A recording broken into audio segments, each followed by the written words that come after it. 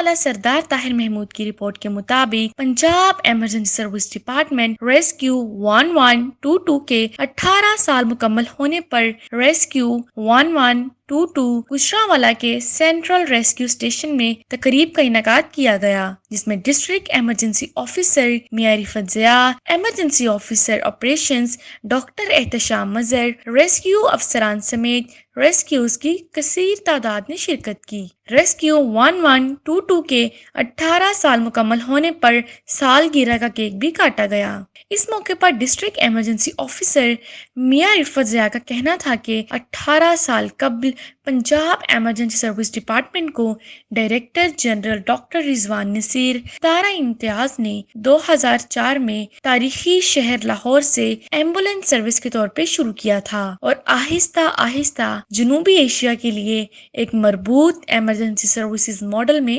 تبدیل ہو گیا۔ ریسکیوز کی انتھک کوششوں کے تقریباً 2 دہائیوں کا سفر نے پاکستان کے لاکھوں شہریوں کو تحفظ کا احساس فراہم کیا۔ بغیر کسی امتیاز کے تمام شہریوں کو ہنگامی دیکھ بھال کا حق فراہم کرنا واقعی ایک انسانی اقدام ہے۔ ایمرجنسی ایمبولینس، ریسکیو اور فائر ڈیزاسٹر اور کمیونٹی ایمرجنسی رسپانس ٹیموں کا ایک مربوط model Punjab emergency service act 2006 کے تحت قائم کیا گیا۔ آج ریسکیو 1122 پنجاب کے تمام اضلاع اور تحصیلوں میں لوگوں کو ایمرجنسی سروسز مہیا کر رہی ہے اور اس کا پاکستان کے دیگر صوبوں میں بھی قیام کیا جا رہا ہے، جس کے لیے ان صوبوں کو تکنیکی معاونت مہیا کی جا رہی ہے۔ اپنے پیغام میں بانی director general Punjab emergency service department doctor Rizwan Naseer کی طرف سے تمام ریسکیو افسران اور عملے کو